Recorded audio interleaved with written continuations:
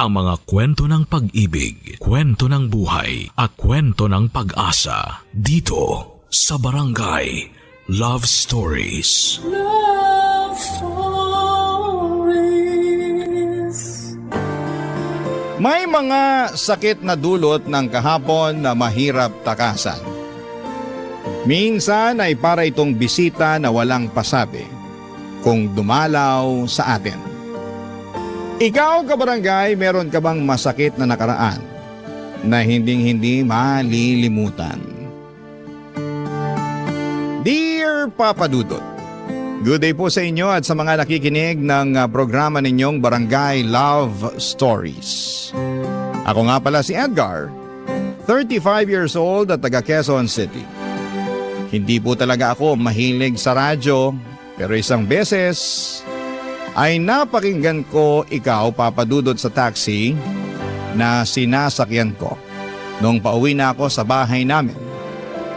Natuwa talaga ako at nakarelate sa mga kwento na narinig ko, kaya naman naisipan kong sumulat sa inyong istasyon upang ibahagi ang pag-iibigan namin ng kababata kong si Iris. Magsisimula ang lahat noong nasa college pa lamang kami. Schoolmate kami ni Iris at naging kami noong high school pa lamang. Kung ilalarawan ko siya, masasabi ko na maganda talaga si Iris. Makinis ang balat, mahaba ang alon-alon niyang buhok at meron siyang magagandang pares ng mga mata.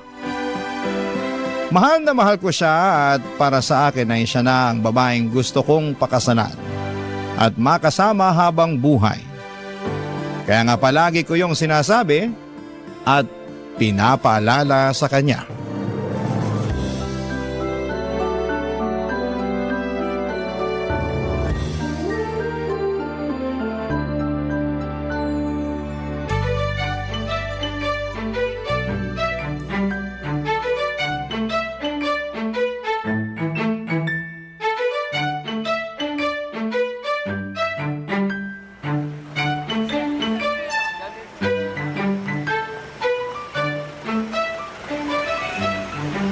Nagustuhan mo ba yung fishball sauce nila Manong dito? Ay oo, ang sarap. Naparami tuloy ako ng lagay kanina. Ayos lang yun. Kung gusto mo pa, magsabi ka lang ha. Libre ko. Naku, baka maubos naman yung allowance mo kakalibre sa akin ng fishball Sus! Mura lang naman yung fishball eh. Ayos na yun. Tsaka date natin to kaya ako ang taya. Thank you, pero marami-rami pa naman akong natusok kanina. Tingin ko ayos na to. Okay, sige. Kain ka lang. Salamat. Hayaan mo, sa susunod kapag nakagraduate na tayo at meron na tayong sari-sariling trabaho, ako naman ang manlilibre sa'yo. Siyempre, hindi porke ikaw yung lalaki, ikaw na dapat ang laging taya sa mga date natin. Ililibre mo rin ako ng fishball? Hindi lang fishball, kahit anong masasarap at mamahaling pagkain na gusto nating kainin. Ano bang pangarap mong kainin? Parang wala naman. Iba kasi yung gusto ko. Hindi yung mga pagkain na bibili sa restaurant. Eh ano? Luto mo. Luto ko? Eh hindi nga ako marunong magluto. Yung simpleng pagpiprito nga lang ng itlog, palagi ko pang nasusunog. Kaya lagi rin akong pinapagalitan ni nanay eh. Paano raw ako mag-aasawa kung pagprito lang ng itlog eh hindi ko pa magawa ng tama? Anong sagot mo? Sabi ko, wala pa naman sa isip ko yung pag-aasawa kasi mga bata pa tayo. Tama naman, di ba? Oo, tama naman. Tsaka, nag-aaral pa tayo at yun ang mas focus ko. Kaya, pasensya ka na dahil hindi mo muna matitikman ang masarap na version ng luto ko. Dahil hindi ko pa yan priority na pag-aralan. Baka kasi pag sumarap ng mga luto ko isipin ng nanay ko na gusto ko na mag-asawa. Uy, pero wag naman sasama loob mo ha. Kagaya nga ng sinabi ko, mga bata pa tayo at nag-aaral pa lang. Hindi naman masama ang loob ko. Tsaka, naiintindihan ko naman ang punto mo eh. Sure? Promise? Sure. Promise. Kaya kung ako sa'yo, mangarap ka ng masasarap na pagkain na gusto mong orderin at kainin sa mga future date natin. Kasi sagot ko na yan. Ako nang bahala. Sinisigurado ko sa'yo na magiging asensado ako sa buhay. Lalo na sa magiging trabaho ko. Alam mo naman na gustong-gusto ko magtrabaho sa opisina at magkaroon ng mataas na posisyon, di ba? Oo. Kaya nga wala pa talaga sa isip kong pag-aasawa kasi gusto ko muna unahin yung career ko. Ikaw ba? Anong pangarap mo pagka-graduate natin? Ang makasal tayo. Kasasabi ko nga lang na hindi ko pa priority yung pag-aasawa eh. Kulit mo naman. Ikaw naman parang binibiro ka lang. Siyempre, magtatrabaho muna ako kagaya mo para makapag-ipon pampakasal natin. Naku, wag ka agad mag-ipon pampakasal natin. Mag-ipon ka muna para sa sarili mo. Ano namang gagawin ko sa perang yun? Marami. Pwede mong gamiting investment. Pwede kang bumili ng mga property, ganun. Pwede rin pang business, pang travel, o di kaya emergency fund. Dami naman nun. Marami talaga. Kaya dapat yun ang unahin mo, no? Kaysa yung pampakasal natin. Ayaw mo lang yata akong pakasalan eh. Hoy, hindi ko sinabi yan, ha? Pero sana naiintindihan mo talaga ako, ha? Alam mo, naniniwala kasi talaga ako na malaki at malawak pa tong mundo na ginagalawan natin para manatili tayo sa iisang tabi lang. Anong ibig mo sabihin? Kasi kapag nagkapamilya na tayo, doon na lang tayo nakafocus. Lalo na sa mga magiging anak natin. Alagain kasi sila. Gusto ko naman makasal sa'yo at maging nanay sa mga anak natin sa hinaharap. Pero, tsaka na yun, mas gusto ko munang tuparin yung mga pangarap ko para sa aking sarili. Pag okay na ako, tsaka na tayo magpakasal. Papadudod sa aming dalawa ay masasabi ko na si Iris ang mayroong mataas na pangarap. Hindi naman sa minamaliit ko ang pangarap ko kundi magkaiba lang talaga kami ng gustong gawin sa oras na makapagtapos na kami at makapagtrabaho. Priority ko kasi ang pagbuo namin ng sariling pamilya. Samantalang si Iris ay gusto munang bumuo ng career, bagay na sinusuportahan ko rin naman. Hindi nga nagtagal ay natupad na nga ang isa sa mga pangarap namin ni Iris nang makapagtapos kami sa kolehiyo.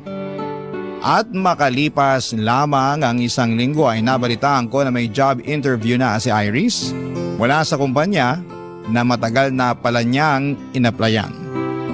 Samantalang ako ay gusto munang magpahinga dahil nakakapagod mag-aral ng ilang taon. Noong natanggap ni Iris ang trabaho ay saka naman ako nag-apply ng mapapasukan. Hindi nagtagal, pareho na kaming may sariling trabaho at makaraan ng 2 taon ay nag-decide na kaming mag-live-in, Papa Dudut.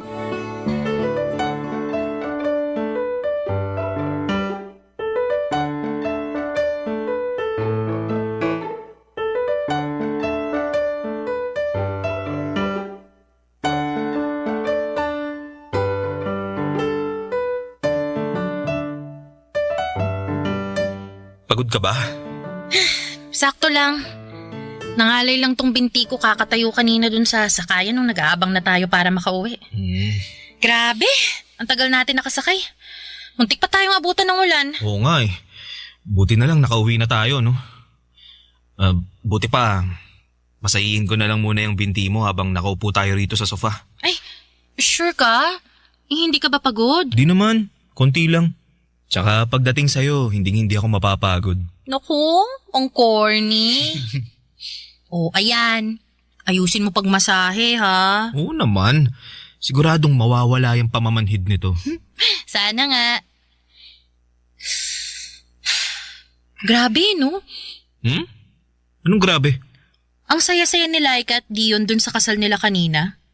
Kala mo naman hindi ka muntik maghiwalay dahil kailangan pumunta ni Dion sa Australia para magtrabaho.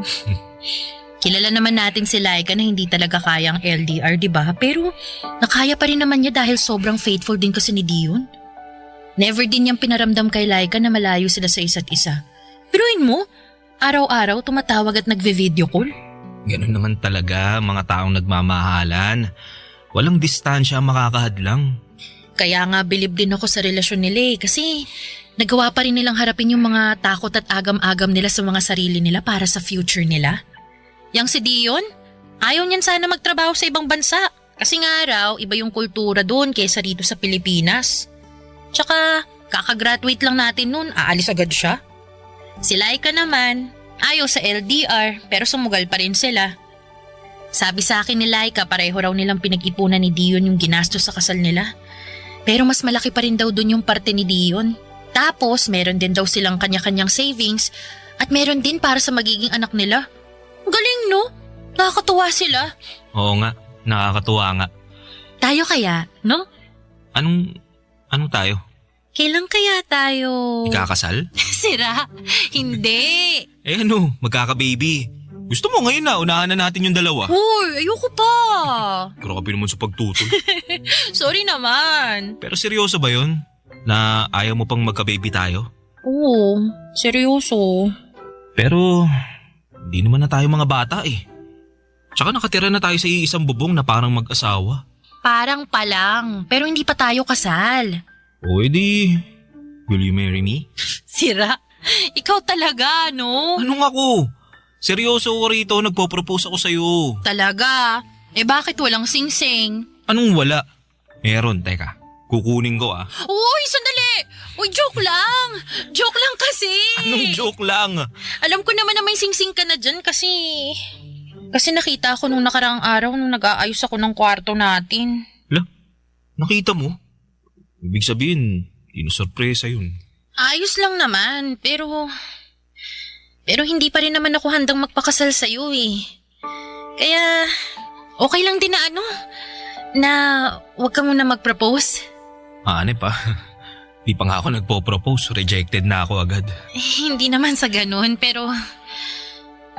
Pero sana naiintindihan mo, Edgar. Naiintindihan ko naman na hindi ka pa handa na magkapamilya tayo. Tsaka, yung singsing na yun, andun lang naman yun. Di yun mawawala. Nakatabi lang yun kung kailan ka na handa. Thanks, Edgar. Tsaka, salamat din sa pagmasahe ng binti ko ah.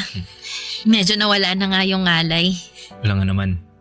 Buti pa, maliligo na ako para makatulog na tayo. Okay, sige. Lock mo yung banyo. Baka pasukin kita. Sira ka talaga.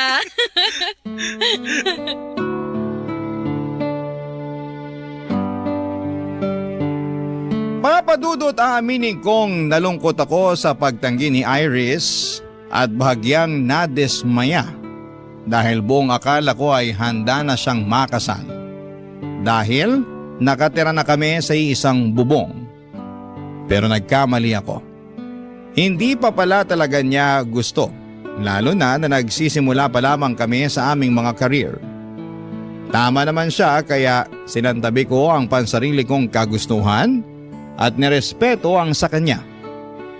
Nag-focus na lamang kami sa aming kanya-kanyang trabaho habang patuloy na nangangarap ng maganda at maayos na buhay para sa aming pamilya sa hinaharap. Naging numero 1 akong taga-suporta ni Iris pagdating sa mga bagay na gusto niyang maabot, lalo na sa kanyang trabaho. Labis ko rin siyang hinahangaan dahil nakita ko sa kanya ang determinasyon na matupad ang mga pangarap niya. Barangay Love Stories. Barangay Love Stories. Papadudot, kapag mahal mo ang isang tao ay sinusuportahan mo siya sa lahat ng bagay na gusto niyang makamit sa kanyang buhay. Basta hindi yon nakakasama sa kanya at sa inyong relasyon. Yon kasi ang paniniwala ko.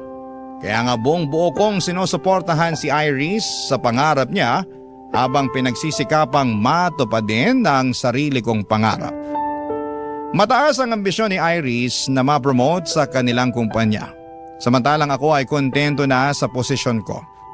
Basta kumikita ako ng disente ay hindi na ako naghahangad pa ng sobra. Pero naunawaan ko naman si Iris kung tingin niya ay hindi pa sapat ang naaabot niya at gusto niya pang umangat. Napaka-hardworking at dedicated niya kasing tao pagdating sa kanyang trabaho. Mabilis na lumipas ang 2 taon at nakatuon lamang ang atensyon ni Iris sa katuparan ng kanyang mga pangarap, papadudot.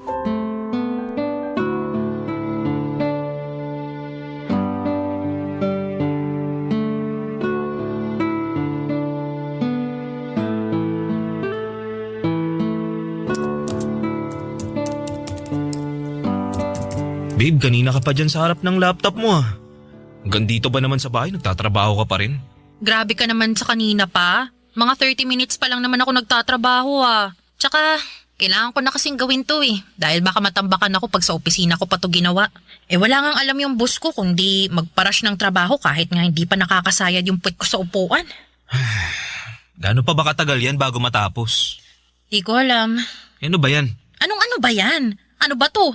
Trabaho ko nga. Alam ko, nakikita ko. Pero gusto ko lang naman napansinin mo ko dahil malapit na ako magselos dyan sa trabaho mo eh. Ano ka? Bata para magselo sa trabaho ko? Babe naman eh. Yung kasi ang pinapalabas mo eh. May paselos-selos ka pang nalalaman eh, may trabaho ka rin naman. Meron nga pero ginagawa ko lang sa opisina at hindi ko inuuwi dito sa bahay natin. So, anong pinapalabas mo? Masama na kahit hanggang dito sa bahay nagtatrabaho ako? Hindi sa ganun babe. Pero ang akin lang sana magkaroon naman tayo ng quality time. Yun bang tayo lang at wala kang trabahong ginagawa? Anong tayo lang? Magkasama naman tayo sa bahay ah. Hindi pa ba sapat yun? Iba naman yun eh. Paanong iba? Sige nga, ipaintindi mo sa akin kasi nabobo ko bigla eh. Babe naman eh. Wag mo akong mababe-babe ha. Pinaglaanan kita ng ilang minuto para ipaliwanag kung anong ibig mong sabihin dyan kahit na busy ako rito sa trabaho ko. Yan na nga ang point ko. Palagi kang busy sa trabaho mo na ultimo rito sa bahay nagtatrabaho ka pa rin kaya napapabayaan mo na ako. Paano kita napapabayaan eh hindi ka naman toddler para intindihin ko, di ba? Ano, batang paslit ka ba? Sabihin mo para ipagtimpla kita ng gatas at maipagheli kita nang makatulog ka na dyan. Iris naman eh. Akala mo yata nakikipagbiruan ako sa'yo eh, no? Itong mukhang to, tingnan mo, mukha ba ako nakikipagbiroan? Seryoso ako, Edgar.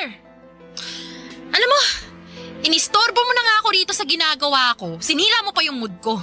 Dapat chill lang ako lalo na't nasa bahay ako eh. Kasi wala yung maiingay kong kaopisina na puro chismisan lang ang alam. Pero heto ka, pinasasama ang loob ko dahil sa tantrums mo. Di ako nagtatantrums ha. Anong hindi? Anong tawag mo dyan sa ginagawa mo? Humihingi lang ako ng oras sa'yo. Pwes, busy ako. Sorry, kaya wala akong mabibigay na oras sa'yo. Kita mo nagkukumuhog na akong matapos tong ginagawa ko, tapos ini-stress mo pa ako? O di yan, imbis na natapos ko to agad, wala na. Bumagal ako lalo na kasi inistorbo mo. Sobra ka naman sa inistorbo. Bakit? Totoo naman ah. Naglalambing lang naman yung tao. Wag mo muna akong lambingin ah, kasi wala nga ako sa mood. Buti pa, lumayo-layo ka muna. Nakakapikon ka na. Nakakasira ka ng momentum eh. Wala ka bang ibang gagawin? Gumawa ka kaya ng kahit ano, wag mo lang ako istorbohin. Kaya Mut, alis na! Alis! Oo na. Makapagtaboy naman to. Ano tingin mo sa akin, aso? Bahala ka na mag-analyze, basta ako busy dito. Tsaka huwag ka munang bumalik sa kwarto ha. Ayoko sabi ng istorbo. Papadudot na uwi nga sa pagtatalo at tampuhan ng simple kong paglalambing kay Iris. Aminin kong nasaktan ako ng husto dahil hindi naman mabigat na bagay ang hinihiling ko. Nami-miss ko lang talaga siya at gusto kong magkaroon kami ng oras sa isa't isa na walang trabahong namamagitan. Pero pinanindigan ni Iris na mas importante ang trabaho niya kesa sa akin. Ilang araw din kaming hindi nagkibuan hanggang sa hindi na ako nakatiis at ako na ang nag-sorry. Naging okay din naman muli kami at tulad nung dati ay inunawa at sinuportahan ko na lamang siya. Hanggang sa nagbunga ang pagsisikap ni Iris nang ma-promote siya sa pinaka-aasam-asam niyang posisyon. Kaya naman labis ang saya naming dalawa. Kaya lang papadudot ay doon pa lamang pala magsisimula ang pinakamalaking pagsubok sa aming relasyon. Dahil nga lalong naging busy si Iris sa kanyang trabaho, papadudot.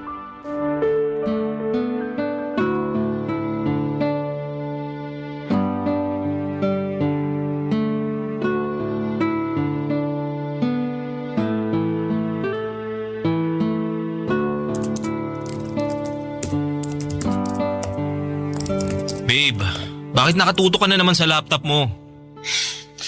Nag-email kasi tong boss ko.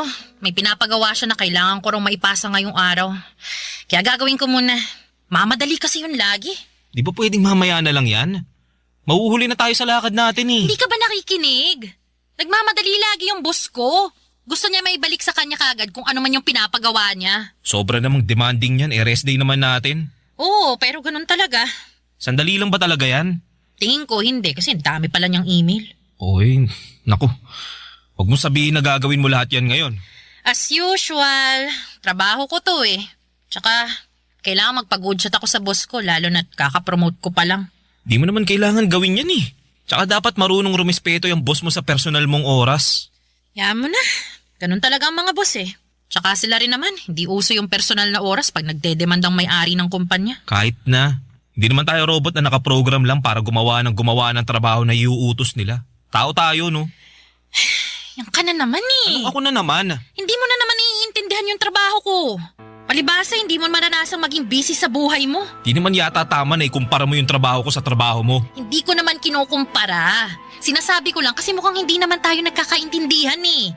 Nagagalit ka na naman eh. Akala ko ba proud and happy ka na na-promote ako? Proud and happy naman talaga ako. Pero may importante kasi tayong lakad ngayong araw, di ba? Papunta na nga sana tayo kung di lang nag-email sa'yo yung boss mo eh. Tingin ko, di na ako makakasama sa lakad natin. Ano ka mo? Paano na lang yung birthday party ni Mama? Tuloy pa rin naman yung kahit wala ako dun, di ba? Oo nga, pero hahanapin ka nila sa akin, Iris. Dahil lang ka na lang. Sabihin mo, busy o may emergency. Bala ka na. Basta, di na ako makakasama. Sus, anak naman ng toko. Kung ako sa'yo, lalakad na ako dahil baka magtaka yung mama mo kasi wala ka pa dun. Paano ako lalakad hindi nga kita kasama? Mapapatawad naman siguro ako ng mama mo kung hindi ako umattend ng birthday party niya, di ba?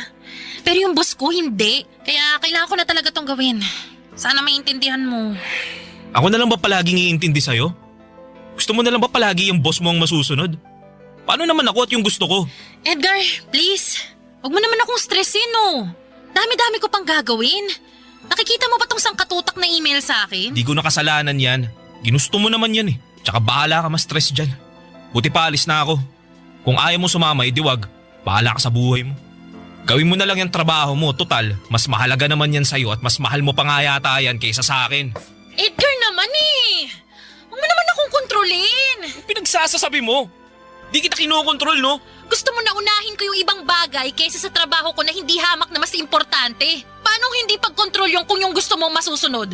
Kinukonsensya mo pa ako eh. Mukha namang wala kang konsensya eh. Kaya bahala ka na dyan, alis na ako. Edgar! Diyan ka na.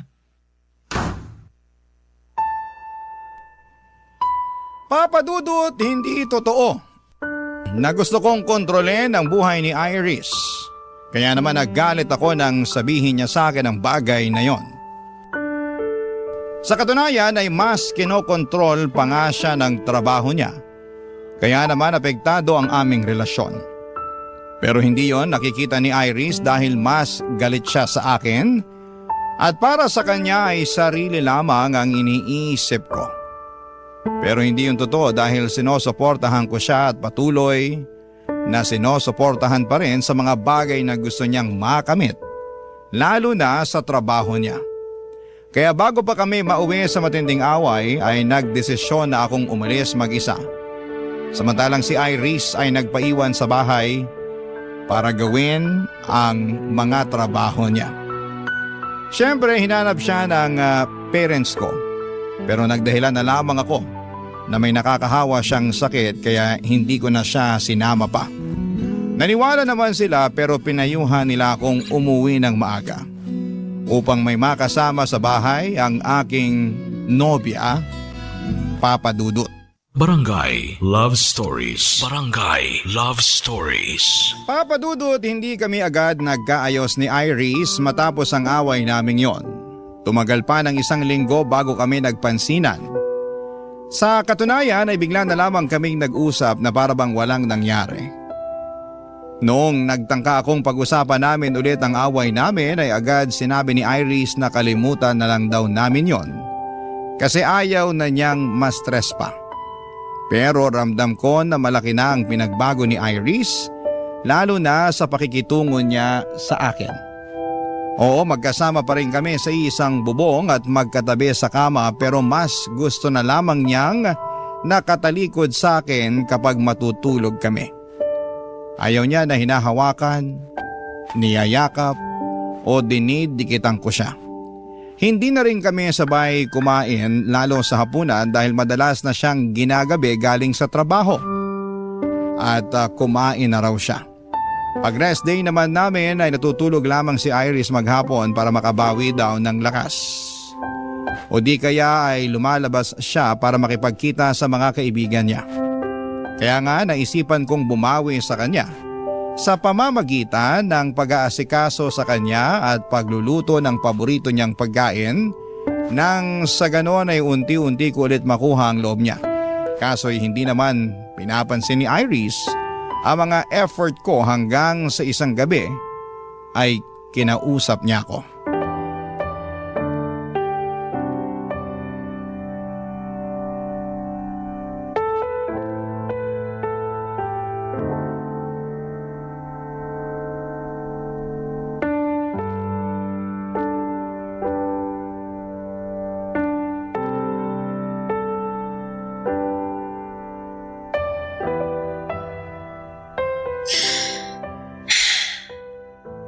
Pwede bang mag-usap tayo? Nag-uusap na tayo ah. Ano pa bang klaseng pag-uusap yung gusto mo? Seryoso ako ah. Huwag mo akong pinipiloso po. Pagod ako galing sa trabaho, huwag mo nang dagdagan. Please lang. Kasalanan ko na naman. Ikaw lang naman yung nagpapakapagod sa trabaho mo na akala mo pamamanahan ka sa kumpanya nyo. Kaya ganyan ka umasta. Anong sabi mo? Akala mo ba hindi ko napapansin na simula nung na-promote ka, mas lalo ka nang naging busy? Kahit nga nandito ka sa bahay, hindi ka pa rin makausap ng matino. Dahil kung hindi ka nagtatrabaho, natutulog ka naman maghapon. O kaya nakatutok sa cellphone mo o lumalabas kasama yung mga kaibigan mo. Pati pa naman yung mga bagay na ginagawa ko para sa sarili ko, sinisita mo pa rin? Ako nga hindi nakikialam sa mga ginagawa mo eh. Kung may labas ka na kasama mga kaibigan mo, nakarinig ka ba sa akin ng reklamo? Wala naman, di ba? Wala nga. Kasi alam mo kung anong tingin ko? Ano?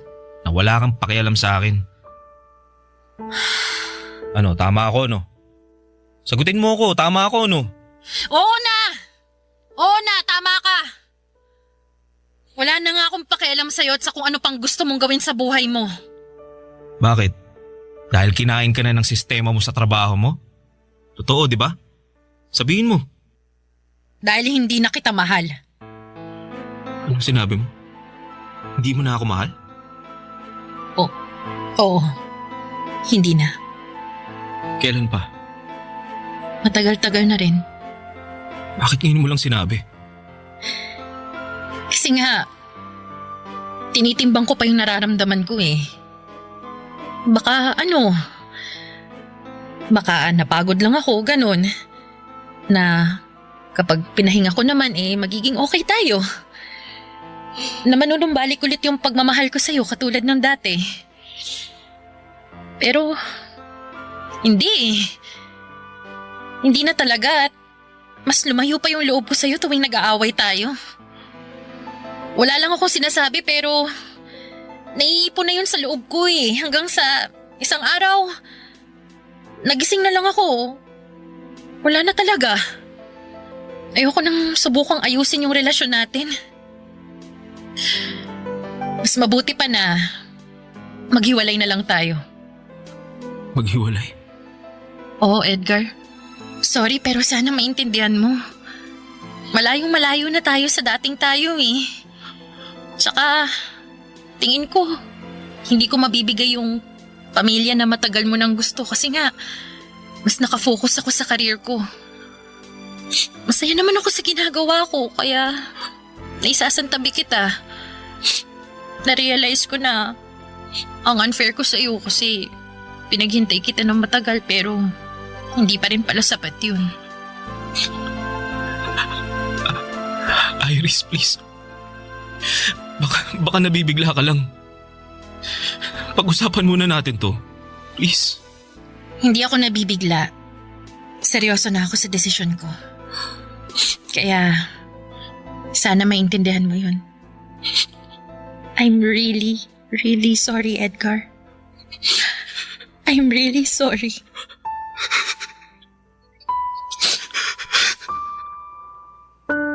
Papadudot masakit pa rin pala kahit na inaasahan ko na mangyayari ang bagay na yon.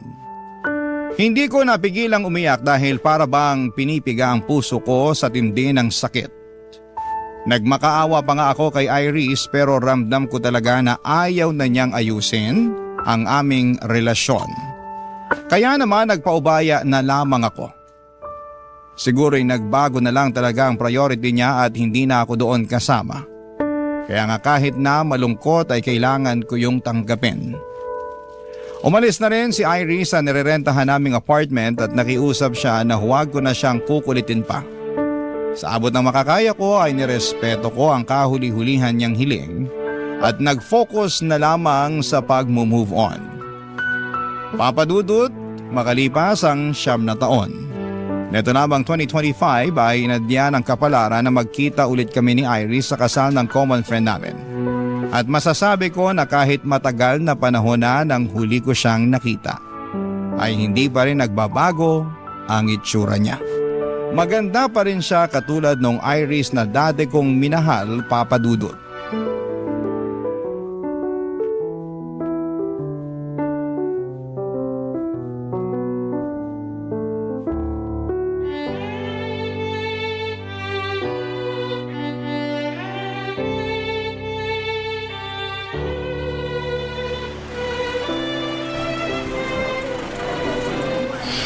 I'm sorry, Edgar, pero matagal na akong kinakain ng konsensya ko eh.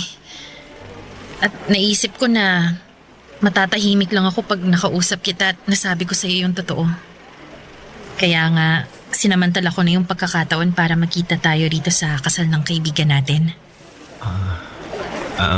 Ano ba yung sasabihin mo? I'm sorry kasi nag-cheat ako nun sa relasyon natin. Akala ko ba nawalan ka lang ng pagmamahal sa akin?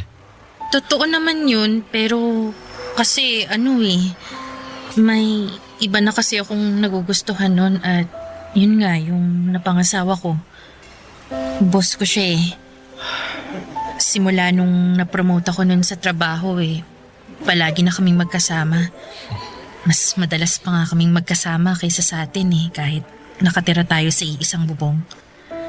Tapos, ayun, hindi ko na napigilang mahulog sa kanya kasi mabait naman pala siya. Alaga, maaalalahanin.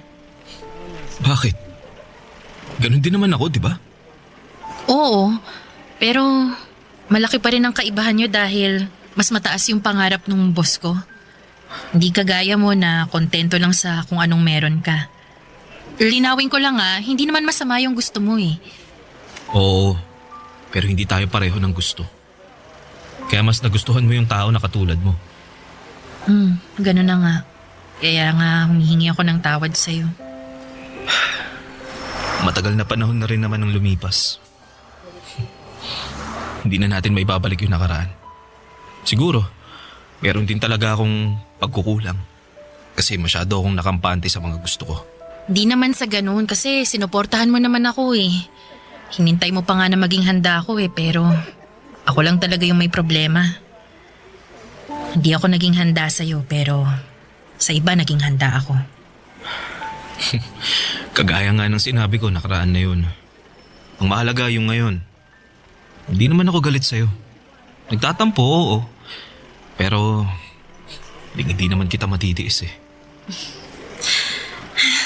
Salamat kung ganun. Tsaka marami ka rin namang itinuro sa akin na natutuhan ko sa buhay nung nagkahiwalay tayo. Doon ko sinimulang punan yung mga bagay na wala sa akin. Mas inayos ko yung sarili ko. Mas nag-focus ako sa career ko kasi naisip ko na kung magkikita tayo isang araw at nalaman mong hindi pa rin ako successful, baka dismaya ka sa akin. Ikaw talaga? Di mo naman kailangan gawin ang bagay na yan dahil sa akin. Gawin mo yan para sa sarili mo. Ginawa ko na nga. Pero tama ka na hindi ko na dapat isipin na para sa'yo yun dahil matagal naman na tayong tapos Oo. Pero ano ba yung sinabi mo kanina tungkol sa asawa mo kaya hindi ka okay? Bakit? May nangyari ba? Meron. Kamamatay lang kasi niya nitong January dahil sa cancer. Kaya nga nasabi ko na medyo hindi pa ako okay. Ganun ba? I'm sorry at condolence. Ikaw, kumusta ka na? Single ka pa rin ba o may sarili ka ng pamilya? Meron na. May asawa na ako at 2 anak. Ganun ba? Oo. Kaya nga nasabi ko kanina na hindi ko na dapat isipin kung ano ang sasabihin mo sakaling magkita tayo ngayon. kung successful ba ako o hindi. Kasi mas dapat kong isipin kung ano ang sasabihin ng pamilya ko, lalo na ng mga anak ko. Kaya dapat maging successful ako para sa kanila.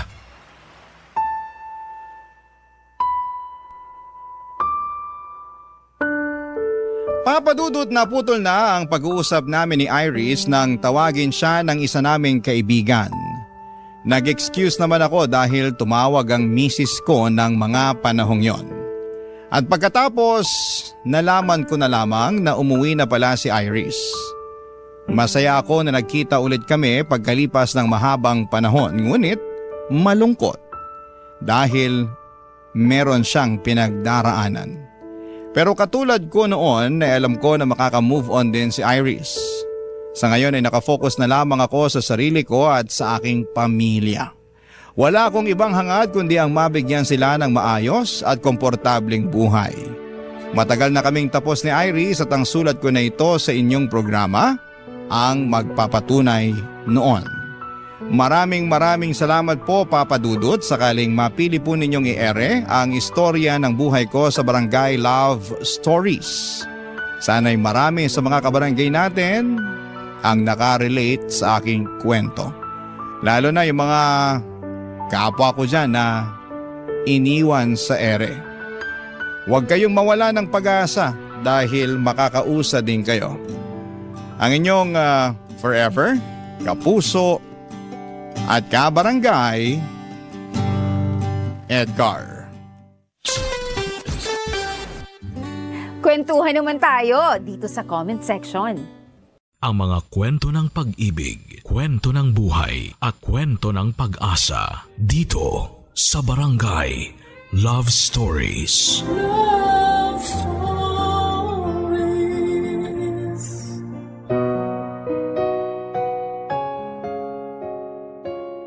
Pinagtatagpo ang mga taong nag-iibigan sa iba't ibang paraan.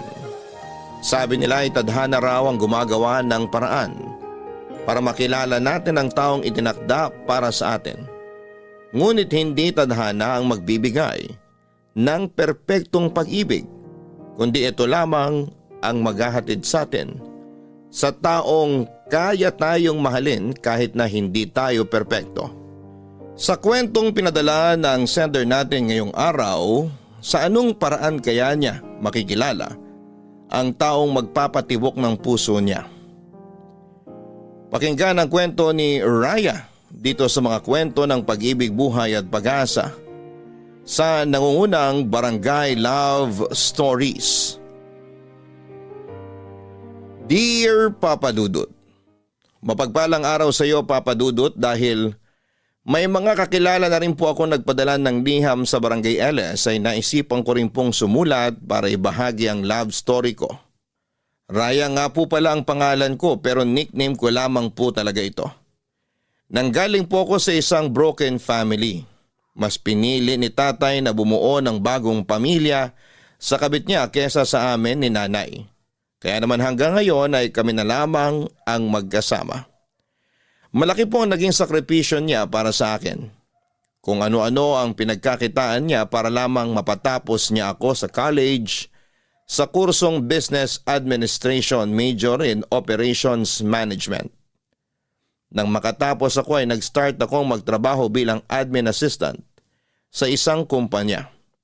2 taon lang ako roon dahil lumipat na ako sa ibang kumpanya at natanggap naman ako bilang marketing associate. 3 taon din ako roon bago nag-offer sa akin ng best friend kong si Albi na mag-manage ng ipapatayo niyang milk tea shop. Naging kaklase ko po si Albi noong college. May kaya po ang mga magulang niya na may lahing Chinoy kaya business-minded. Medyo malamya siyang kumilos pero straight naman po siyang lalaki. Nag-aaral po lang kami noon ay may sarili na siyang negosyo. May computer shop po siya noon na pinababantayan niya kapag may pasok siya. Pero kapag weekends ay siya mismo ang nagbabantay. Siya yung gusto laging kagrupo ng mga kaklase ko noon dahil magaling siya sa reporting at sa paggawa ng mga business projects namin. Pati thesis namin ay minani lamang niya noong college. Kaya nung nag-offer siya na maging magkasosyo kami ay hindi ko siya tinanggihan, Papa Dudut.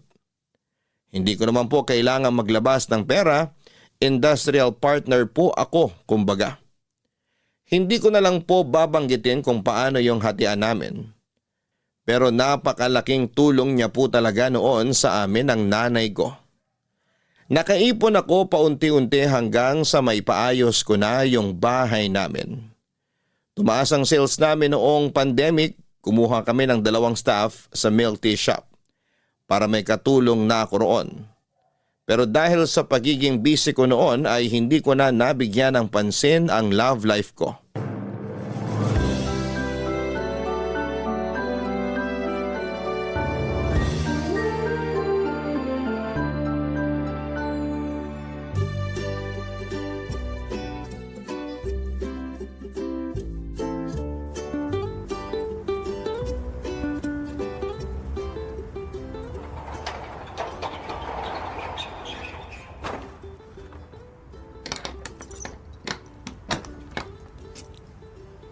Ay, salamat. Makakatulog na rin ako. Tulog agad? Uuwi ka pa nga lang? Ganun na rin yun. Konting oras na lang naman eh. Ikaw, ba't nandito ka? Nagtanong pa to. Siyempre, 2 tayong may-ari nitong milk tea shop. Gusto ko lang bisitahin kapag may libreng oras pa ako. Huwag kang mag-alala. Hindi ko naman pababayaan to, no? May sinabi ba ako? Wala. Wala naman pala eh. Halika na, ihatid na kita sa inyo. Bakit ba kasi sinusundo mo pa ako? Kaya ko naman mag-commute pa uwi. Sasakay ka o kakalbuin ako ni tita? Takot ka pala kay mama eh. Siyempre naman, hinabilin ka niya sa akin. Anong hinabilin? Hoy, hindi pa namamaalam nanay ko ah. Kumain ka na ba? Mukhang gutom ka eh. Pangit mong kausap, parang tanga. Eh, ba't ang sungit mo? Wala, halika na, sumakay ka na. Eto na nga, boss. Sasakay na.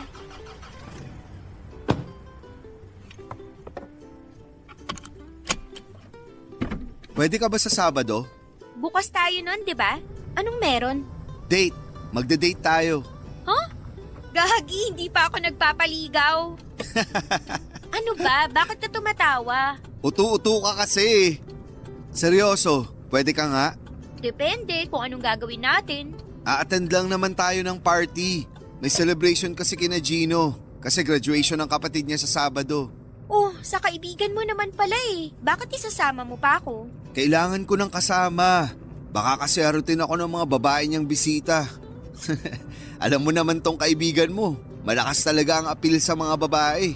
Alam mo, kahit may 365 days sa loob ng isang taon at 366 days pag leap year, walang araw na naging gwapo ka sa paningin ko. Wow, may patrivia ka pa. Sasabihin mo lang naman na pangit ako sa paningin mo. Sa iba mo na lang kasi sabihin yan. Baka sakaling maniwala sila sa'yo. Pag sa'kin kasi, kapag tinititigan kita, nagmumukha kang Cyclops. Cyclops? Iisa lang mata nun ah. 2 yung sa akin. Singkit ka kasi, kaya pag pinagsama yan, parang iisa lang. Sama ng ugali nito.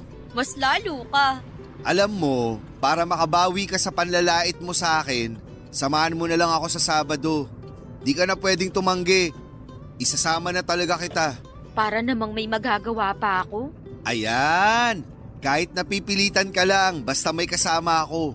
Bakit? Hindi mo ba kaya mag-isa? Kaya nga, pero ayoko may babaeng lapit ng lapit sa akin. Ay, oo na. Nasabi mo na yan kanina eh. Basta, ihahatid mo rin ako agad pa uwi ah. Oo, akong bahala sa'yo. Sana ikaw rin ang bahala dun sa best friend mong pet peeve ko. Bakit ba kasi inis na inis ka kay Gino? Crush mo yun no? Yak, kilabutan ka nga. Yung mukhang yun, magugustuhan ko. Galit na galit agad ah. Diyan din nagsimula sina mama at papa noon. Kunwari, hate na hate yung isa't isa. Pero tingnan mo, nakalimang anak na. Kayo ni Gino, tingin ko, kaya niyong sumampu. Tumigil ka nga, mag-drive ka na kaya. Eto na nga. Pero kapag ikakasal na kayo ni Gino, sagot ko na wedding gown mo. Sirang-sira na gabi ko, ano ba? Sorry, tatahimik na.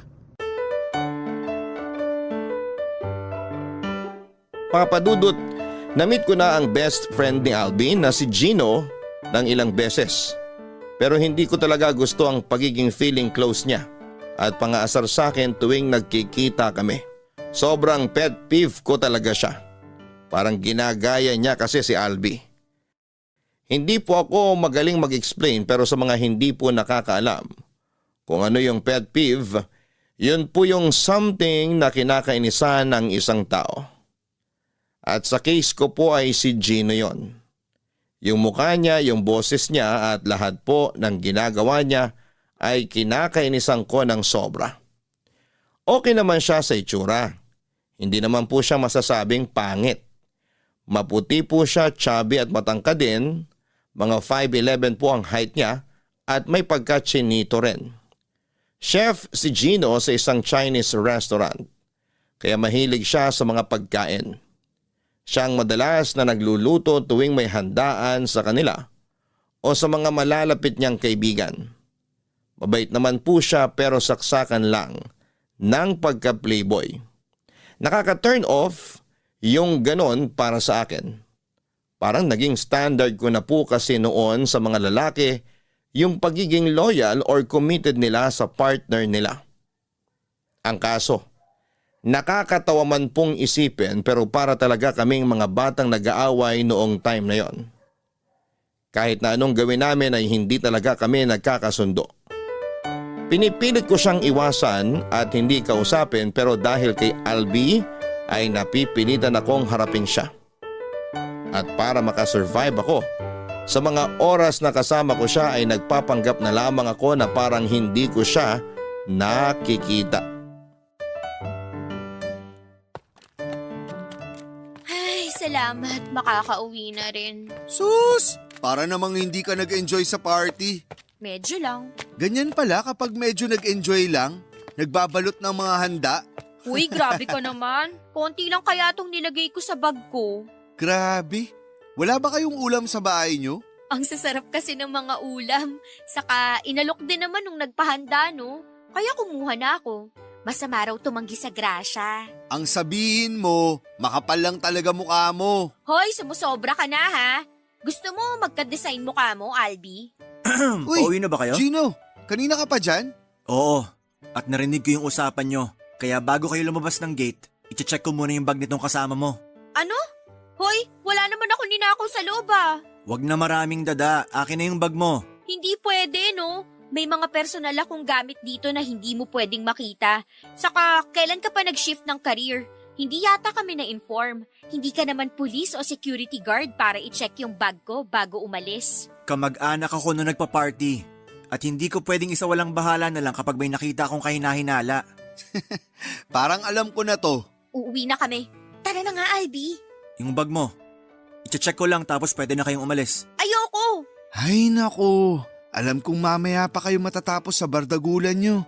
Exit na muna ako. Raya, sa kotse na muna ako. Hintayin na lang kita doon. Teka, hindi mo man lang ba ako tutulungan dito? Baka nga si Gino pa mangailangan ng tulong eh. Sige na, punta na ako sa parking. O yan, umalis na si Albi. Akin na bag mo. Titingnan ko lang kung anong laman. Bitawan mo yung bag ko! Sabi na eh, ang dami mong binalot na ulam. Naka-plastic pa lahat ha. Patago mo bang binalot mga to? Excuse me, inalok ako ng tita mo, no? Kaya kada alok nagbabalot ka? Wala ba kayong ulam? Meron, pero gusto ko lang mag-uwi. Bakit ba? Krimen ba yun? Hindi naman. Pero may tanong ako, masarap ba yung mga ulam kaya ka nagbalot? Malamang, iuuwi ko ba yung mga yan kung hindi masarap? Pero saksakan ka naman ng buwisit. Tingnan mo, kumalat na yung mga ulam, nagsayang ka ng grasya. Ipagbabalot na lang kita ulit. Ilalagay ko pa sa maayos at malinis na food container para presentable naman pag pinatikim mo sa mama mo. Kesa naman nakabalot sa plastic. Para ka lang dumaan sa piyestahan eh. Eh ano naman, mas nakakahiya kung ninakaw ko yung mga yan sa loob. Alam mo, sa'yo na yung mga ulam na binalot ko, isaksak mo sa baga mo. Papadudot na mula ako sa kahihiyan ko ng gabing yon. Bukod kasi sa mga sinabi ni Gino sa akin, ay marami ring nakakita sa nangyari. Pakiramdam ko noon ay para akong patay gutom na naghakot ng pagkain mula sa handaan. At ginawa naman akong katatawanan ni Gino. Hindi ko na pinansin ang pag-aalok niya noon ng pagkain dahil sa kahihiyan. Nagmamadali na akong umuwi para makalayo sa kanya. Tinanong pa ako noon ni Albi kung ano ang nangyari sa pagkatalo namin ni Gino pero hindi ko na siya sinagot pa. Nagpahatid na lamang ako sa bahay namin. Kinabukasan, Papa Dudut, ay nagulat ako nang may mag-deliver ng pagkain sa akin na naka-address sa milk tea shop. Akala ko noon ay kay Albi galing yon kaya inilagay ko pa sa Facebook stories ko at kinain kaagad. Nag-chat pa ako noon sa kanya para magpasalamat pero nang mag-reply siya, nalaman kong hindi sa kanya galing ang pagkain kundi kay Gino kaya sising-sisi ako. Nalaman ko na si Gino pala mismo ang nagluto noon at pinadala talaga sa akin para mag-sorry sa nangyari doon sa party. Pero as someone na mataas ang pride ay hindi ko tinanggap ang sorry niya. Hindi lang yon ang unang beses na nagpa-deliver siya ng pagkain para sa akin. May time pa na siya mismo ang nagdadala sa shop na mas lalong nagpatindi ng iritasyon ko sa kanya.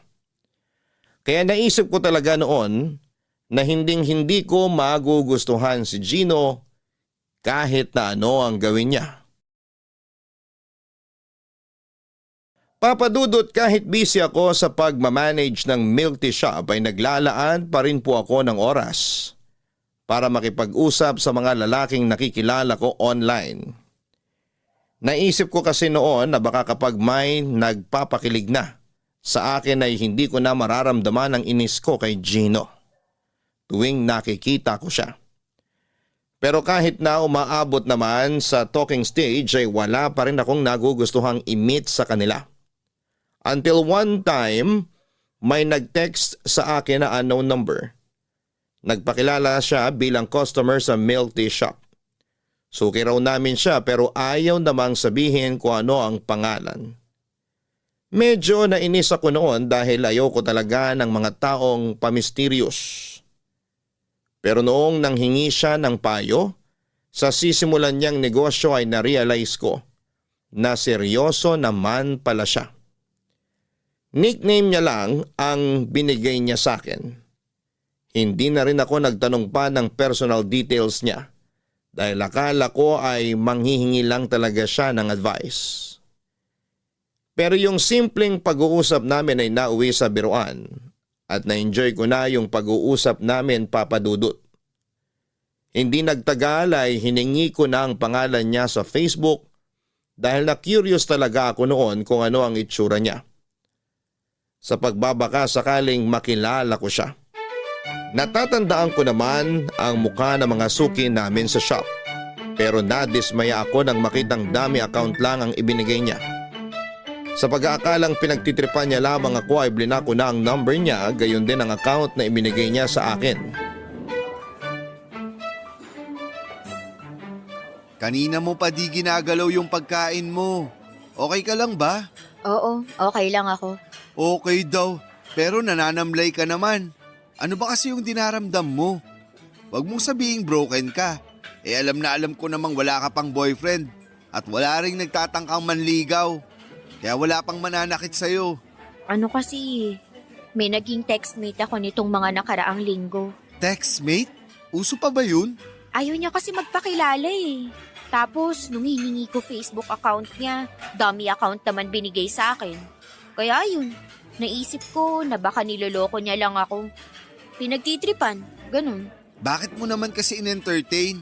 Sira ka rin eh. Nung una kasi, nanghihingi lang siya ng advice sa sisimulan niyang business. Coffee shop naman daw. Tapos, doon nag-start yung madalas yung pag-uusap. Sus! Para-paraan lang yun. Hindi talaga yung nanghihingi ng advice sa'yo.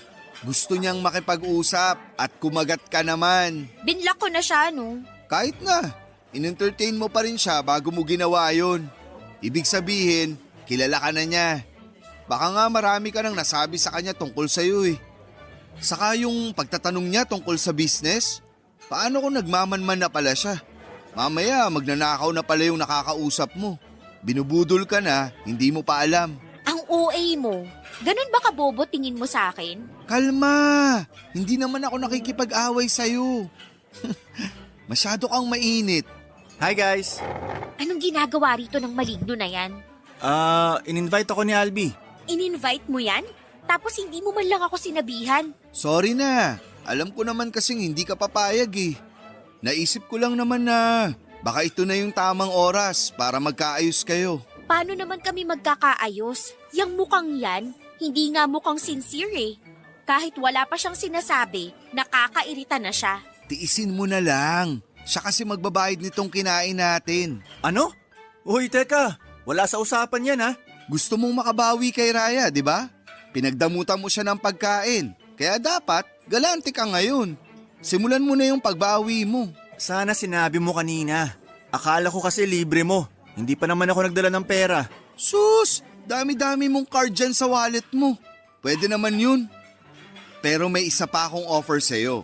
Hindi mo na kailangang magbayad. Wala kang gagastusin kahit piso. Ano namang kapalit? Halika, lapit ka. Ibubulong ko sa'yo. O eto, malapit na ako. Sabihin mo na. Ang gagawin mo... Nakikiliti yung tenga ko. Ano ba kasi ang pinag-uusapan nyo? Parang kayo na lang nagkakaintindihan. Huwag kang magulo. Para sa atin din to. Chill ka lang dyan, okay? Bahala kayo. Yung sasabihin mo, ano na? Nangangalay na ako kakayuko. Ito na nga. Halikan mo sa pisngi si Raya. Kapag nagawa mo yun, sagot ko na lahat ng order natin ngayon. Pati gas mo for 1 month. Gas? Game! Dito na lang ako papwesto. Ano? Hoy, ayaw kitang katabi. Doon ka sa tabi ni Albi. Nandun ka na kanina, lumipat ka pa. Ang bango mo kasi. We, pag ako chinacharot mo lang, tatalsik ka talaga mula dyan sa kinauupuan mo. Totoo yun. Tsaka ang ganda ng cheeks mo. Natural lang yung pagkapula. Bakit mo ba sinasabi yan? Lumayo-layo ka nga. Masyado ka nang malapit eh. Gusto ko lang kasing gawin to. Mwah! Papadudot, galit na galit ako noon sa ginawa ni Gino. Lalo na noong sabihin niyang dare lamang yon sa kanya ni Albi. Napagsabihan ko sila noon na para mga bata kung mag-isip at hindi man lang naisip na ma-offend ako. Lalo na't hindi talaga kami okay ni Gino. Kaya mula noong araw na yon ay hindi ko muna kinausap ang kaibigan ko.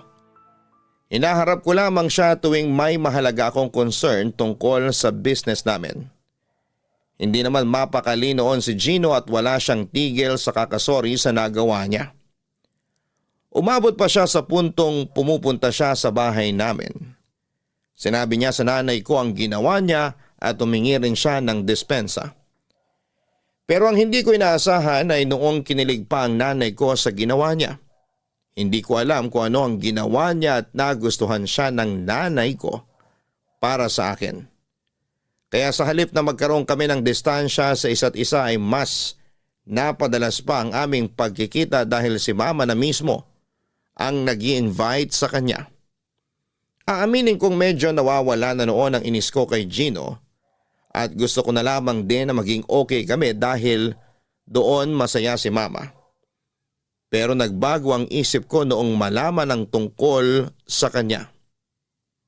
Nang minsang magkayaang uminom sina Albi at Gino, nagpasundo sa akin ang kaibigan ko dahil sa sobrang kalasingan. Hindi naman ako marunong mag-drive noon kaya nag-book na lamang ako ng taxi. Pinuntahan ko siya sa bar na sinasabi niya. Hindi na rin daw kayang mag-drive ni Gino kaya hindi sila makauwi. Naabutan ko sila na pareho nang nakasubsob sa mesa. Paglapit ko kay Albi ay napansin ko yung cellphone ni Gino na nakabukas noong time na yon. I-off ko sana yon noong mabasa ko ang pamilyar na conversation na mukhang binasa pa niya bago siya makatulog.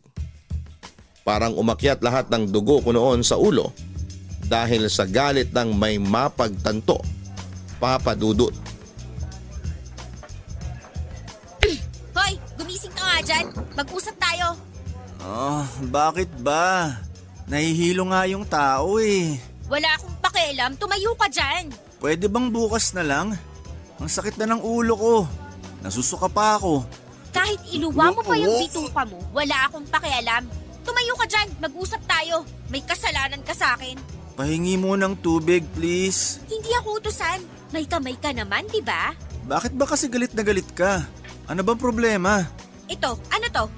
Nakita ko tong conversation natin sa phone mo kaya hindi ka na makakapagsinungaling sa akin. Ha? Anong conversation? Basahin mo! Magmamaang-maangan ka pa? Isip ako ng isip kung sino yung nan-trip sa akin. Ikaw lang naman pala. Sorry, sasabihin ko naman talaga dapat sa'yo eh. Humahanap lang ako ng tiyempo kasi alam kong galit ka pa sa ginawa ko last time. At ngayong alam ko nang gusto mo lang akong pagtripan, sa tingin mo matutuwa pa ako sa'yo? Nakakaloko ka na, Gino. Hindi ka na nakakatuwa. So ano palang plano mo nun? Makikipag-close ka sa akin nang hindi nagpapakilala kung sino ka talaga? Doon pa lang sa nagpakilala kang suki namin, ginawa mo na akong tanga. Ang ayos ng pakikipag-usap ko sa'yo kasi akala ko matino kang tao. Pasensya ka na. Hindi ko kasi alam kung ano pa yung pwede kong gawin para mapalapit sa'yo. Alam ko naman kasi kung gaano mo kahit na makita ako o makausap. Kaya nanloko ka na lang, ganun ba? Masaya ka ba sa ginawa mo? Hindi naman sa ganon. Eh anong trip mo sa buhay? Bakit mo ginawa sa akin yun? Napaka-childish mo naman, Gino. Sa edad mong yan, naiisip mo pa yun? Napaka-immature mo. Alam mo, hindi ko na talaga alam yung gagawin ko para tigilan mo ko.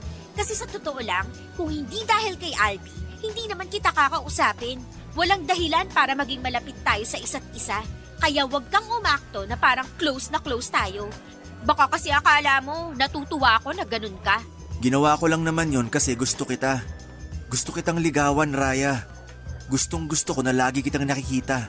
Yung magkasama tayo. Kung gusto mo ako, bakit ginagawa mo lahat ng ayaw ko? Para mapansin mo ko. Kasi alam kong hindi ka interesado sa akin. Isip bata ka pa nga. Paano ka naging chef at nagka-business nang ganyan yung pag-iisip na meron ka? Nakakatawa ka, alam mo ba yun? Kaya siguro walang babaeng tumatagal sa'yo kasi ayaw nilang matali sa isang lalaking kagaya mo. Pasensya ka na. Huwag kang mag-alala. Hindi na mauulit yon. At kung hihilingin mo na wag na ako magpakita sa'yo, sige, ako nang bahala ron. Si Albi, kaya mo na ba siyang iuwi na mag-isa? Kaya ko na, may naghihintay ng taxi sa labas.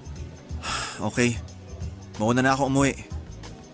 Raya, sorry talaga. Kung hindi mo kaya mag-drive pa uwi, sumabay ka na lang sa amin. Hindi na, okay lang ako. Ako nang bahala kung paano ako uuwi. Ikaw bahala.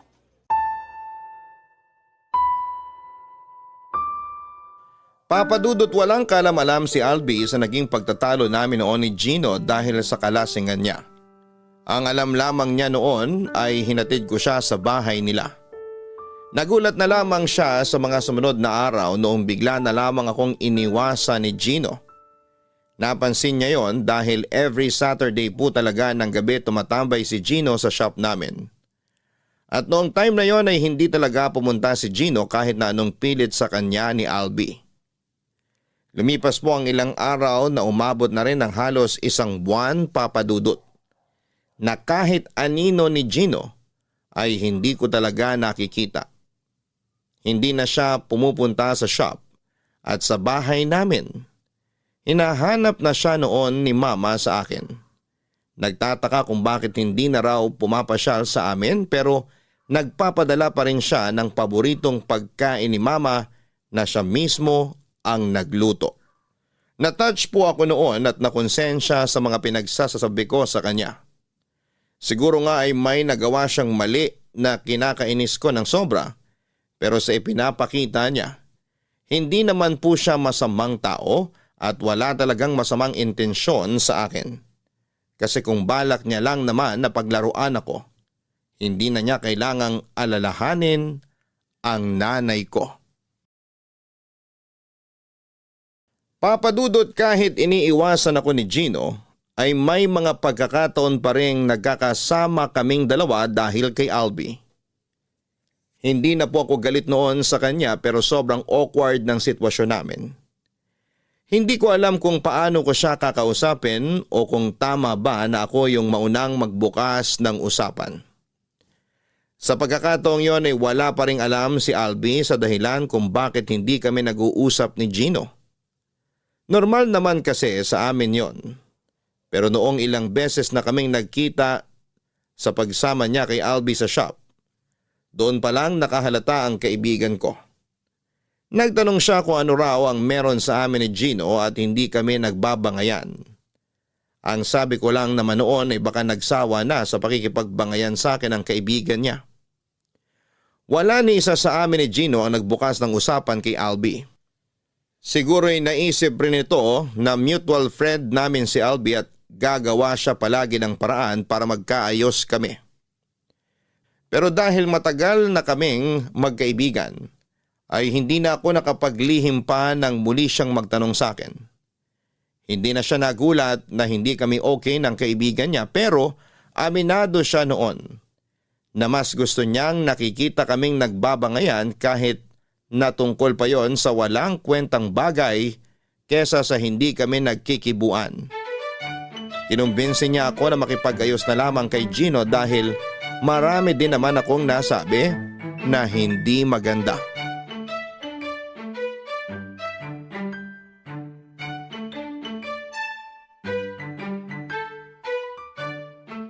Ginawa talaga ni Gino yun? Sa laki niyang yun, natorpe sa'yo? Ibang klase ka, Raya. Ewan ko. Baka naman kasi trip niya lang talaga akong paglaruan gaya ng ginagawa niya sa mga babaeng dumaan sa kanya. Tingin ko naman hindi. Oo, alam kong palikero siya. Dami kasing nabibiktima ng pagkachinito niya. Pero hindi naman siya aabot sa puntong paglalaruan ka niya. Kasi para sa naman yun? Para magkaroon siya ng katatawanan. Ang childish naman nun. So anong ibig mong sabihin? Gusto niya lang talaga ako at nagpapapansin kaya niya ginagawa yun? Nakuha mo. Yun na yun. Grabe naman. Parang bata pa rin siya sa ideya niyang yun. Ano siya, elementary student na nang aasar ng crush niya para pansinin siya? Alam mo kasi, wala naman sanang masama ron. Kasi hindi lang naman siya yung lalaking gumagamit ng ganong style para mapansin ng babaeng nagugustuhan nila. KJ ka lang. Isip mo kasi pang lola na. Tingnan mo buhok mo, namumuti na rin. Aray! Ganyan ba yung mature? Hilig mong manakit. Bakit kasi kamping-kampi ka sa lalaking yun? Kasi kaibigan ko rin siya. Kaibigan mo rin naman ako Kaya nga, kaya hindi pwedeng sa'yo lang ako kakampi. Lugi naman si Gino. Saka mas galante yun kesa sa'yo. Ganun. Kung saan ka mas makikinabang, dun ka. Eh di magsama kayong dalawa. Arte talaga ng babaeng to. Alam mo, sa sobrang pikunin mo, wala na talagang magtatangkang manligaw sa'yo. Buti nga, nagkagusto pa sa'yo si Gino. Siya pa nga ata lugi sa'yo tapos choosy ka pa. Paano naman siya naging lugi sa akin? Ang tinutinu ko kaya, kumpara naman sa kanya na ang dami ng naging babae. Maniwala ka man o hindi, matagal na siyang tumigil sa pagpapalit-palit niya ng babae. Paano ka naman nakakasiguro? Nakikita mo ba ginagawa niya 24/7? Kung nakikita ko siya 24/7, kinukwento ko na sana sa'yo kung ilang pack abs niya. Anong abs? Baka tabs. Uy, body shamer! Nagsasabi lang naman ako ng totoo. Wala naman talaga siyang abs eh. Chubby siya pero hindi ko naman nilalait yung pagiging mataba niya. Bagay naman sa kanya yung ganong katawan. Sa madaling salita, nagagwapuhan ka kay Gino. Hindi kaya.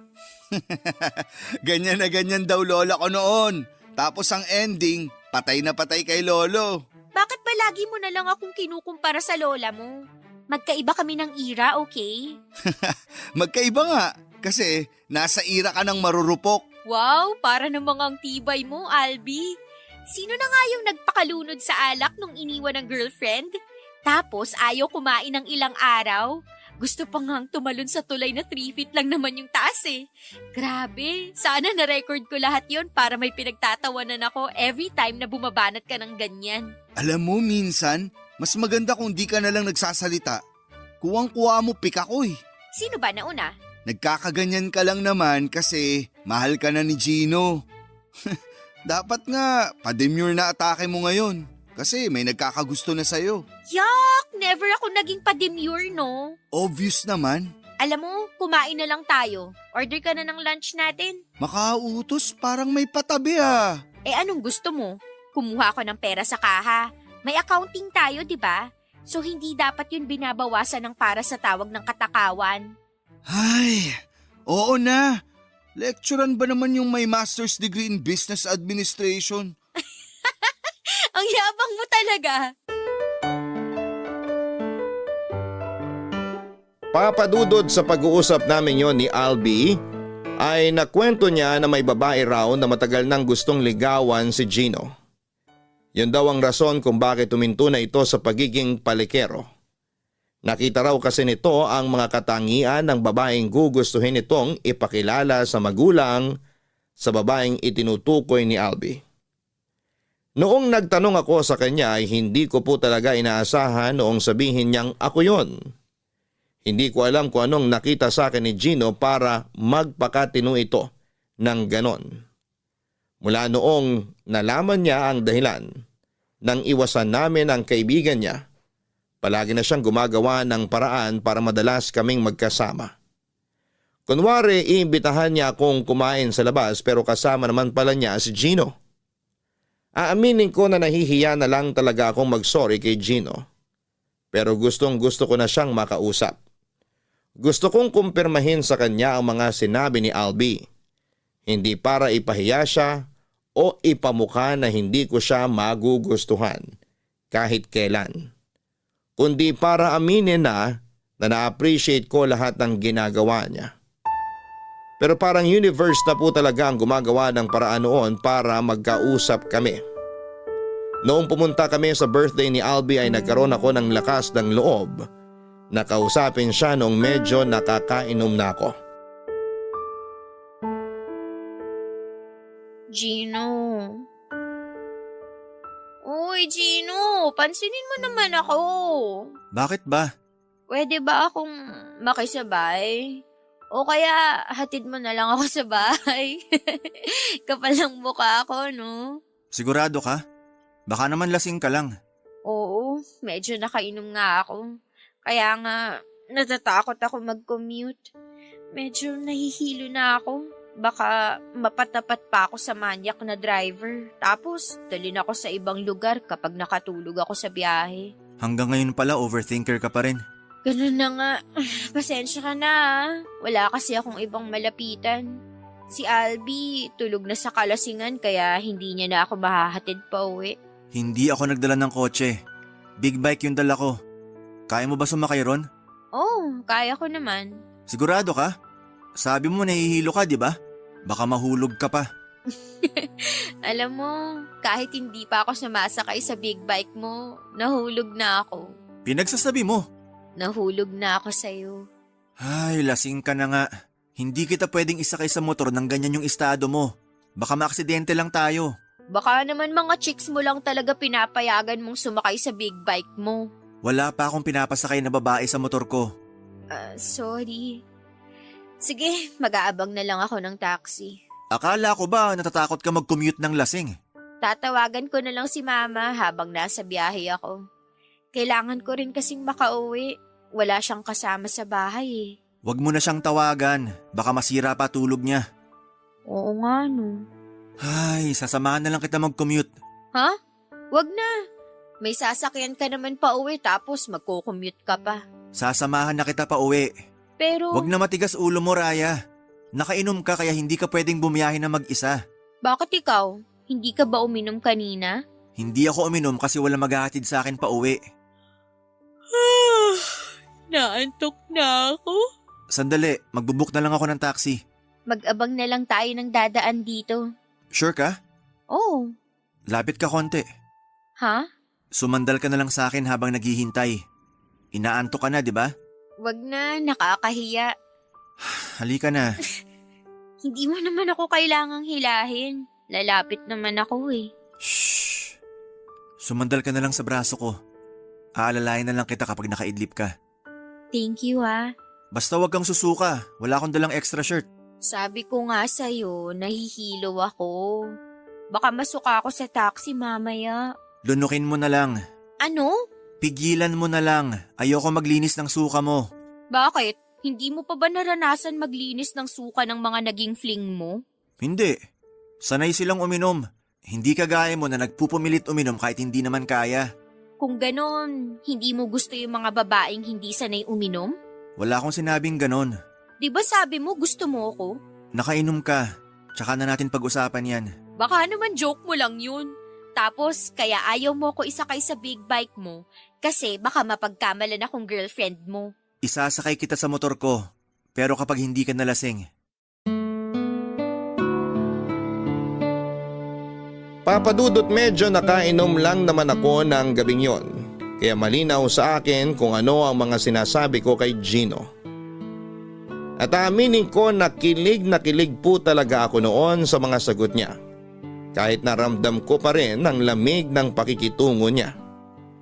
Nakasandal lang ako sa kanya habang naghihintay kami ng daraang taxi. Mga 10 minutes po kaming nakatayo roon bago kami nakasakay. Ang nakakahiya pa noon, Papa Dudut, ay nakatulog ako sa biyahe nang nakayakap sa braso niya. Pagdating namin sa bahay, nagpaalam pa si Gino kung pwede siyang pumasok at magstay muna roon sandali. Pumayag naman po ako. Pero sa halip na siya yung asikasuhin ko dahil bisita siya roon, ay kabaliktaran pa ang nangyari. Dahil doon ay inabot na siya ng madaling araw sa bahay namin, kaya nag-offer na ako na doon na lamang siya matulog. Nagulat po ako noong hindi siya tumanggi, Papa Dudut. Sa sala siya natulog at wala siyang kaarte-arteng umiga sa sofa. Kahit na alam kong hindi siya komportable roon dahil sa height niya. Kinabukasan ay hindi ko po napaghandaan ang panunukso sa amin ni Mama. Akala niya po kasi ay kami na ni Gino. Natawa na lamang po noon si Gino sa mga pinagsasabi ng nanay ko. Samantalang hiyang-hiya naman ako sa kanya nang magpaalam na siya para umuwi. Nag-chat siya sa akin at sinabing mag-uusap daw kami kapag maayos na ang pakiramdam ko. Papadudod, sinundo ako ni Gino sa bahay namin para sa isang dinner date. Dinala niya pa ako sa Chinese restaurant kung saan siya nagtatrabaho.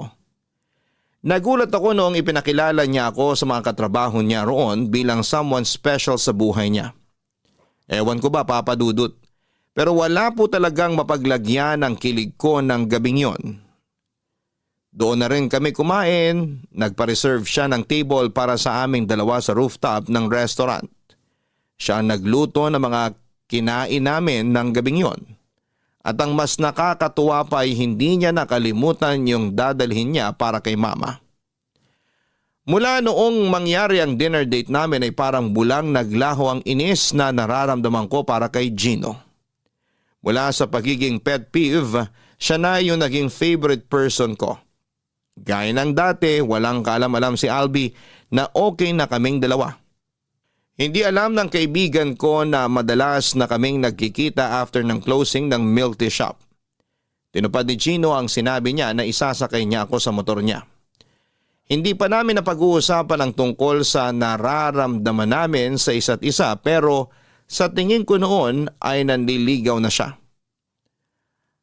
Akala ko po noon ay hindi ko mararanasan yung ganong treatment mula sa isang lalaki.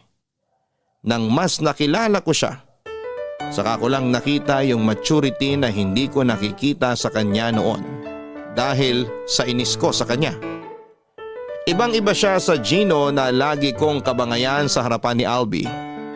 Sa pagkakataong yun ay siya na yung Gino na walang ibang ginawa kundi ang pakiligin ako, Papa Dudut.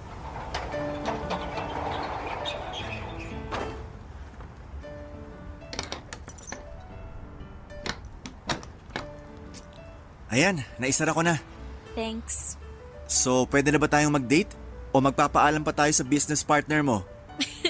Bakit naman ako magpapaalam sa kanya? Walang pakialam sa love life ko yun, no? Akala mo lang wala, pero meron. Sige na, oo na. Meron na akong meron. Saan mo nga pala gusto pumunta mamaya? Pwedeng sa bahay na lang muna. Bakit naman? Marami naman tayong pwedeng pasyalan. Alam mo naman si Mama, hindi siya sanay na hindi kami sabay kumakain ng hapunan. Baka magtampo sa akin yun. Walang magtatampo ngayong gabing to. Doon na lang tayo mag-dinner sa inyo. Makikikain ako. Talaga? Oo naman. Mas masaya yun. Ano, tara na? Ano to? Bakit kayo magka-holding hands? Albi, nandyan ka pala. Oo, kanina ko pa nga kayo nakikita bago ako bumaba ng kotse. Anong meron? Kayo na ba? Bakit hindi ko alam? Hoy, teka lang. Kumalma ka naman sa pagtatanong. Isa-isa lang. Pare, kung ano yung iniisip mo, tama yun. Pero paano? Saka kailan pa naging kayo? Last week lang. Last week pa? Tapos di nyo man lang sinabi sa akin? Nakakasama ng loob ah. Arte mo, Albi. Sasabihin naman namin sa iyo eh. Pero alam naming OA ka, kaya late na lang sana namin sasabihin. Pasensya na pare. Baka kasi masira diskarte ko kapag sinabi ko agad yung plano ko. Bakit? Anong tingin nyo sa akin? Malas? Huwag ka na magtampo. Kiss ka na lang namin. Kung nakikita mo lang yung reaksyon mo ngayon, matatawa ka talaga. Gulat na gulat ka eh. Sino namang hindi magugulat? Nung huling kita nating tatlo, hindi kayo nagpapansinan. Sinabi mo sa akin yung dahilan, di ba? Tapos ngayon, biglang kayo na? Wow! Di ko na kasi afford na magpabagal-bagal pare. Baka maunahan pa ako ng iba. Sino namang mauuna sa'yo? Wala namang nagkakagusto dyan sa jowa mo. Pasmado talaga yung bibig mo eh, no? Alam ko namang hinihintay niya rin ako naman ligaw sa kanya. Hoy, kapal mo! Anong hinihintay? Joke lang. To naman parang di ko mahal. Gagi! Ang cringe pala marinig yan mula sa inyo. Parang mas okay yung nagbabangayan kayo kaysa sa sweet kayo sa isa't isa. Pero mas okay kung pipikit ka na lang pare. Wala kang jowa eh. Ang yabang nyo, mag-iwalay din kayo. Magkakajowa ka rin pare. Ipagdarasal namin ni Raya. Huwag ka kasing babanat nang magbabackfire din sa'yo. Isa ka pa, kinilig ka lang, nagbago ka na. Huwag ka na magtampo, hahanapan ka namin. Hindi pa ako ganun ka-hopeless para magpahanap. Arte mo. Hayaan mo na yan si Albi. Mas masaya siya mamboso ng mga babae sa club. Yak! Ginagawa mo yun? Sige, maniwala ka dyan sa boyfriend mo. Friendship over na tayo. Kala ko naman totoo na. Ay, nakakapanibago talaga kayo. Lalo ka na, Raya. Parang hindi pa ako sanay na makita kang isa ng ganap na ina. Ina agad? Kasasagot ko lang kay Gino. Dun din punta nun. Basta, ninong ako ah. Saan? Sa kasal? Sira ulo. Alam nyo guys, mabuti pa, sumama na kayo pareho sa bahay. Doon na tayo mag-dinner. Sa wakas, may nasabi ka ring matino. Papadudot, hindi na ako nakatanggi nang paaminin ako ni Albi sa totoong namamagitan sa amin ni Gino. Suportado naman niya ang relasyon namin. Mabuti na rin daw yon dahil nagtinuna ang kaibigan niya mula noong matipuhan ako. May mga kakilala ako na nagsasabing nangihinayang sila dahil akala nila ay kami talaga ni Albi ang magkakatuluyan. Bagay daw kasi kami. Pero ang sagot ko naman lagi sa kanila, hindi talaga lumalampas sa pagkakaibigan ang namamagitan sa aming dalawa. Hindi ko po alam kung uso rin yung platonic friendship sa iba, pero ganon yung meron kami ni Albi. Nung ipinakilala ko na si Gino kay Mama bilang boyfriend ko ay nakuha namin ang buong buo ang basbas niya. Botong-boto siya kay Gino, parang nakikita niya raw po kasi sa boyfriend ko si Papa noong binata pa. Makulit at palabiro, pero gentleman at malambot ang puso. Medyo nanibago po ako noong mga unang buwan namin ni Gino, pero sa katagalan ay nasanay na rin ako at unti-unti nang nag-sink in sa akin na boyfriend ko talaga siya. Ang naging problema lang namin noon ay yung dating naging fling ni Gino na nakakita sa amin habang nagde-date. Akala noong babae ay single pa siya, kaya harap-harapan siya nitong nilandi. Muntik na kaming mag-iskandalo sa restaurant na kinakainan namin. Mabuti na lamang napigilan ako ni Gino at sinabi kaagad doon sa babae na may karelasyon na siya. At ako yon. Blooming ka ngayon ah. Ay talaga, thank you. Pero mandirigma pa rin amoy ng kilikili sa tanghali. Dagdag mo pa yung utot mong parang ulam na nabulok ng isang buwan. Hoy, ang kapal mo ah. Regular yung pagdumi ko. Baka sarili mo na yung naaamoy mo. Nakakalimutan mo yatang yung bibig malapit sa ilong. Ay, wag mo nang itanggi. Tayo lang naman yung nandito. Ewan ko sa'yo. Nilulubos ko lang pang-aasar ko sa'yo kasi mamimiss kita. Huh? Bakit mo naman ako mamimiss? Aalis ka ba? Siyempre may boyfriend ka na. Kailangan na nating mag-set ng limitation sa isa't isa. bilang respeto kay Gino. Hoy, ang OA mo. Hindi naman nagsiselo sa atin yun. Saka alam naman niyang magkaibigan na tayo dati pa. Alam ko, pero mas maganda pa rin yung ako na mismo ang magkukusa. Hindi naman kita lalayuan. Medyo babawasan lang yung harutan. Lalo na kapag kasama natin siya. Kahit naman hindi siya nagsasabi, imposibleng hindi nakakaramdam ng selos yun kahit konti. Grabe ah, hindi ako sanay na ganyan ka kaseryoso. Feeling ko ibang Albi yung kausap ko. Andiyan na pala siya. Ano kaya yung dala niya? Oh, ano nangyari sa inyo? Tahimik nyo ah. Nagmisa ba naman tong kaibigan mo? Uy, kaibigan mo rin ako. Naging kayo lang ni Gino, parang iba na trato mo sa akin ah. Feeling ka talaga, no? Tama na yan.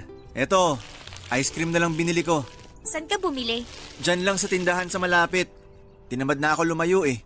Naghahanap nga ako na nagtitinda ng kwek-kwek kaso wala naman. Kay Albi nga pala yung vanilla. Sa'yo yung cookies and cream. Aba, alam mo na favorite flavor ko ha. Pwede ba namang hindi? Kinakabis ako na nga lahat para alam ko kung anong pagkain bibilin ko kapag nagtampo ka sa akin.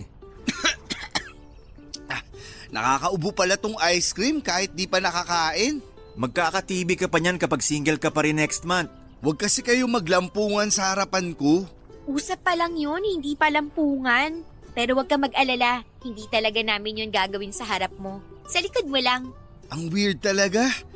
Parang hindi na ata ako masasanay na nagkakasundo kayo. Basta, bago kayo magplanong magkaanak, mas maganda kung magpapakasal muna kayo. Actually, kasama na talaga sa plano namin yan. Bakit?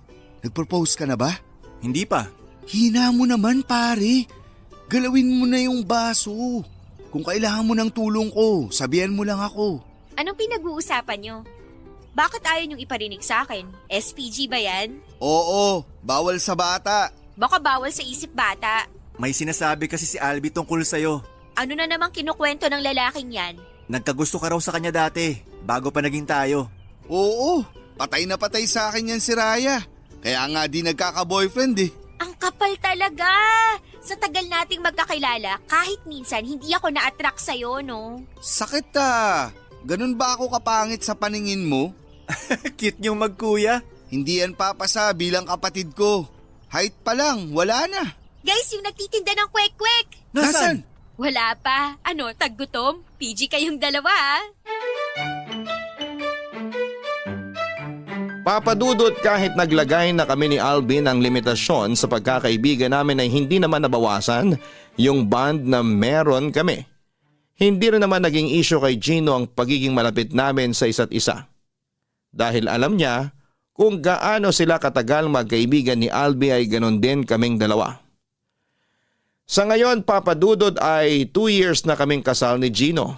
May sinimula na rin siyang maliit na business para sa future namin. Hindi ko na lang po i-reveal dito dahil sinisimulan pa lang po talaga yon. Sa maikling panahon na nagkasama kami ni Gino, nakita ko yung dedikasyon niya at pagiging madiskarte niya kahit na lumaki siya sa komportableng buhay. At kahit may Chinese blood po siya, hindi naging hadlang yon sa aming dalawa. Tinanggap ako ng parents niya at ibinigay din nila ang basbas nila sa wedding namin. Hanggang ngayon, ay wala pa ring nagbabago sa amin ni Gino. Kung ano kami noong bago pa lamang kaming magkarelasyon, ganon pa rin kami ngayon. O mas tamang sabihin na mas naging masaya pa kesa noon. Isang malaking patunay na nasa tamang tao na po ako ngayon, Papadudot. Hanggang dito na lamang po ang aking kwento. Thank you so much, Papadudot at sa Barangay LS. God bless po sa inyong istasyon. Ang inyong forever kapuso at kabarangay, Raya. Mga kabarangay, walang perpektong tao para mahalin. Matuto tayong tanggapin kung sino ang pinagkaloob sa atin. Sa unang bahagi ng kwento ni Raya, hindi sila nagkakasundo ni Gino at hindi nila gusto ang isa't isa. Pero hindi niya alam, lihim na pala siyang hinahangaan ng taong kinakainisan niya ng sobra. Bagamat nagsimula sila sa bangayan at hindi pagkakaunawaan ay nauwi pa rin naman sila sa magandang samahan. Ang love story nilang dalawa ay isa sa mga patunay na hindi lahat ng magandang relasyon ay nagsisimula kaagad sa kilig at masayang ligawan.